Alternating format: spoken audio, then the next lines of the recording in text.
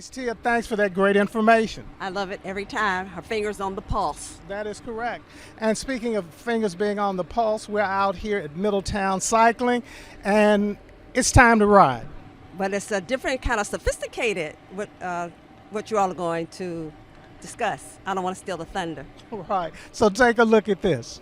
Well, we're back again in middle of town cycling, and I keep saying that we're getting closer to bike time, but bike time is actually here. And of course, if you're going to be out on your bike, you want to be safe, and there's some features to keep you from getting lost, and that's something that I always struggle with. And I'm here with Nira, and welcome back to Urban Lifestyles, and tell us about some of the great Garmin things that we are seeing here today, and Giant as well. Yeah, so these bike computers, other than showing you where you're going, it also gives you data based on what speed you're going, how far you're going, at what cadence, your heart rate.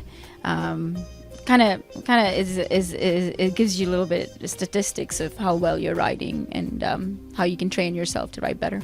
Right, so for anybody, regardless of if you're just the leisure riding, maybe casually on the weekend, or if you're riding 3 or 4 or 5 days a week, is there a type of a computer that's out there for everybody? Yes, there is. So let's start with something like this. So this one is a very simple, like $40-$50 computer, nothing fancy. Okay. It doesn't tell you how to navigate somewhere, but it tells you how far you're going, at what speed you're going, how many calories you've burned. Has a little simple clock on it, has a little backlight so you can see what data you're looking at, and basically just tells you what calories you burn and things like that. So very, very simple, but very useful. And so as we move up the food chain, what comes next? So then you have something like this that starts about $300 or so.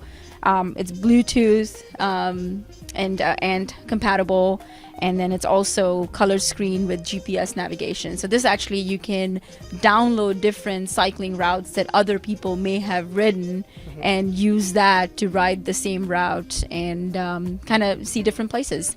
But then you also add some sensors to that. Okay. For example, this is a speed and cadence sensor, and that one gives you accurate information as to what your speed is and how you are spinning. So this is very important. The cadence part allows you to train properly, get up hills, keep your heart rate in a certain zone, and kind of good for training purposes when you're going on big rides. So when you're using one of these computers, are they very user-friendly in terms of being simple to operate? Absolutely, very user-friendly. It's like using your cell phone. Imagine a big cell phone that you have, but it's meant just for doing your cycling activities. All right, so we're at level 2, so what's next? So then we have the one that's the most popular. So this one is a color screen, a bigger display, and bigger battery life. So when you're going out and doing several miles a day, you have enough battery life to keep you going, and just has better map navigations and stuff like that.